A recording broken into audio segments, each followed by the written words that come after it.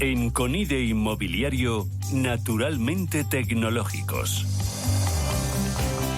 Los sistemas constructivos que fabrica Lignum Tech, compañía perteneciente a la corporación Vía Ágora, son naturalmente tecnológicos y se han propuesto transformar el inmobiliario con soluciones industrializadas que ponen el foco en la economía circular y la descarbonización, mejorando los procesos en el sector de la edificación. Descubramos cómo la madera revoluciona la industria.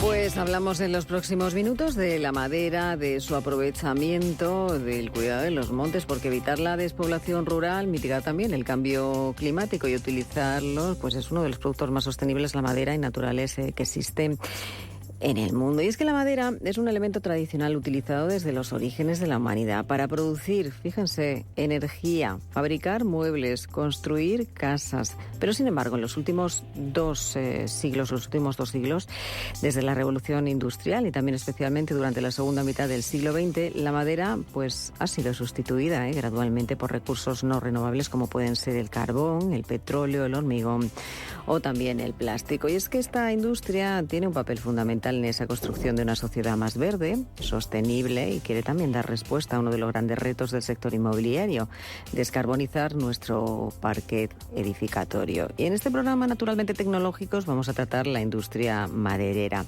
en esas fases de transformación o de los problemas a los que se enfrentan actualmente. Por eso hablamos de madera, hablamos con Ramón Pérez, técnico de industrialización y estructura de Lignum Tech. Ramón, bienvenido, buenos días, ¿cómo estamos?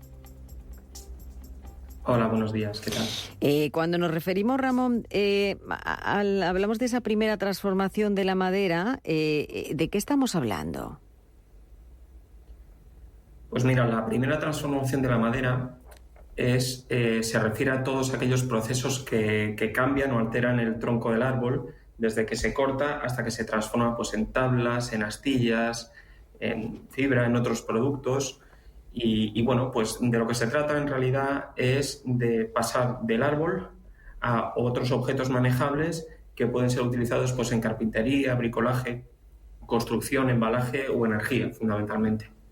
Además, la primera transformación se considera que empieza a partir de que el tronco del árbol entra en el aserradero, pero hay un proceso previo, que es el de la extracción. Uh-huh. ¿Cuál es el proceso o cuáles son esas fases previas de esta primera transformación que van desde el bosque hasta el aserradero?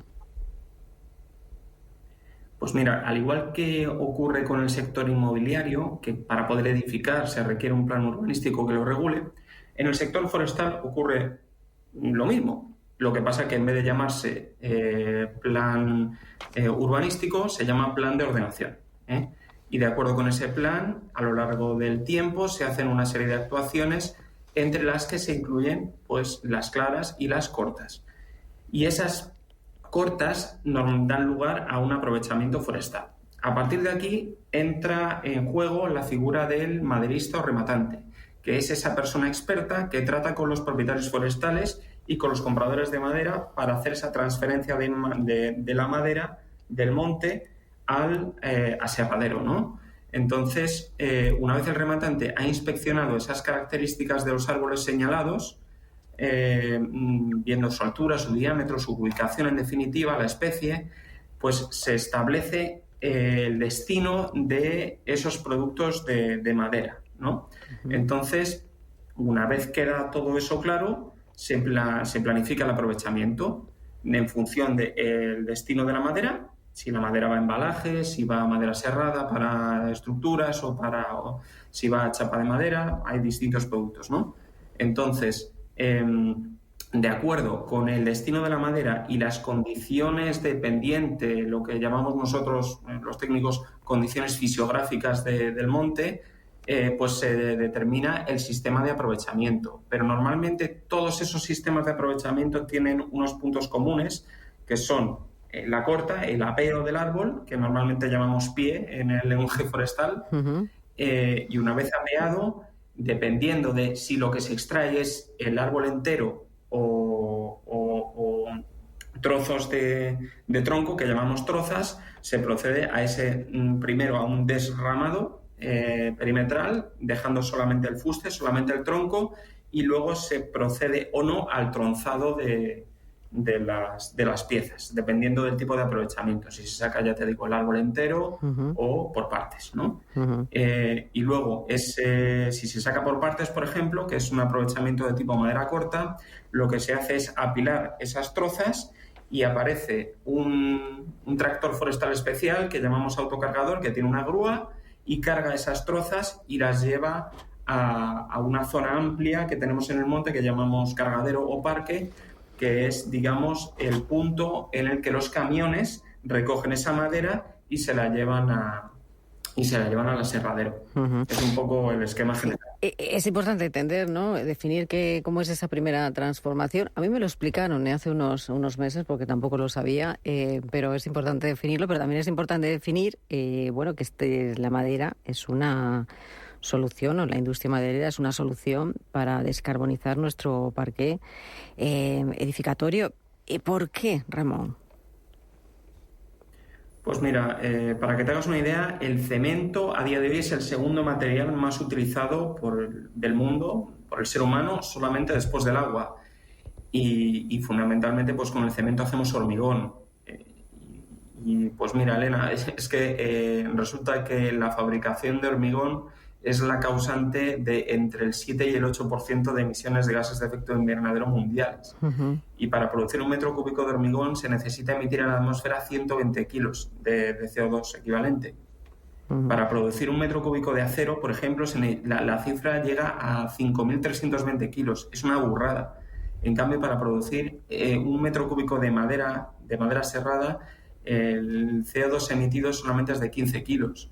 Y estamos hablando de un material que tiene unas propiedades mecánicas y tecnológicas que están a la altura del hormigón y del acero, pero perfectamente. Además, es que no hay que olvidar que la madera no deja de ser ese depósito de carbono fijado por el árbol a través de la fotosíntesis. El uso de la madera no es condición suficiente, sin embargo, para reducir los efectos del cambio climático, ¿no? Pero sin duda es algo que nos permite ganar tiempo, seguro. Ramón, yo no sé si preocupa el relevo generacional, porque es importante, ¿no? Y también esa escasa tecnología que implementada en los aserradores, que son algunos, quizás de esos problemas, ¿no?, a los que se enfrenta la industria. Pero ¿cuáles son los principales obstáculos? Bueno, hay que entender que los aserraderos son empresas pequeñas, ¿no? Muchas de ellas de carácter familiar y con un capital limitado.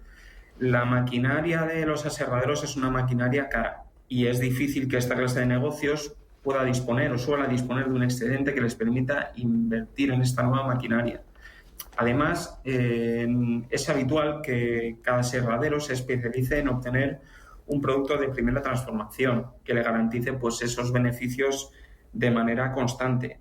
Y en España, en estos últimos años, las estadísticas parece que dicen que la industria del embalaje y la industria energética son los mayores destinos de la madera que tenemos aquí, ¿no? Entonces, la madera estructural es una cosa que no es fácil encontrar para aserraderos especializados, ¿no?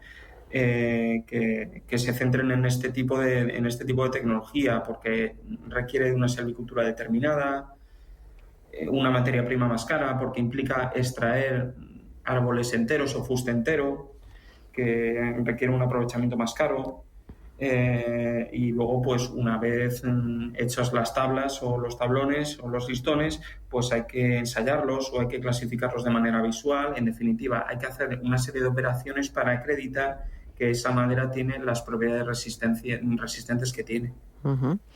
Que debe tener. En tu opinión, Ramón, ¿qué soluciones podría aportar al sector inmobiliario la madera? Pues mira, la construcción con madera, a mi modo de ver, está cobrando un interés creciente estos últimos años y pienso que va a ir a más. No hay más que ir a alguna feria tipo Rebuild del sector para percatarse de que cada vez se ve más madera en la edificación. Y además es que las políticas dirigidas desde Europa, por ejemplo, van en esa dirección y se nota. La descarbonización ya es una prioridad estratégica del presente y la madera en ese aspecto es un material que no tiene rival. Entonces ya se empiezan a hacer estudios sobre una posible utilización masiva de madera en construcción y adelanto que es un reto, ¿vale? No es tan fácil como parece, pero sí que es verdad que hay que empezar por algo y, en mi opinión, hay que empezar a gestionar esa madera incidiendo en la silvicultura. Hay que invertir en esfuerzos y en presión en la gestión forestal. Tenemos un superávit en madera en nuestro país y al mismo tiempo somos un importador neto. Tiene que existir una sinergia fuerte entre el sector inmobiliario y el forestal. España es un país con una superficie forestal tremenda y con un reparto entre propiedad privada y pública que ronda en torno al 70-30%, uno y otro. Y uno de los mayores problemas que tenemos es que esa propiedad privada está muy atomizada.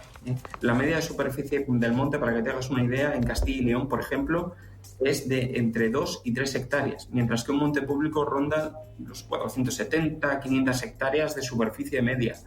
Con esas cantidades tan pequeñas de monte, la gestión no merece, o sea, quiero decir, es muy antieconómica. Entonces hay que promover que las asociaciones de propietarios forestales, que en Soria ya se está haciendo, es un ejemplo a seguir,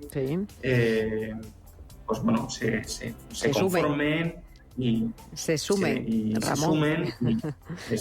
Se sumen, todos, porque hay muchos retos y bueno, que aprovechar lo que nos ofrece la madera. Aquí también tenemos además un invitado hoy que hemos estado hablando sobre la madera y hace algo diferente, pero también interesante e importante, y hay un gran futuro por delante, hablando de madera, pero hay que trabajar, hay que empujar. Y hay que conocer, también es importante, que muchas veces el desconocimiento, bueno, pues no sabemos qué papel tan fundamental puede jugar la madera en nuestra industria.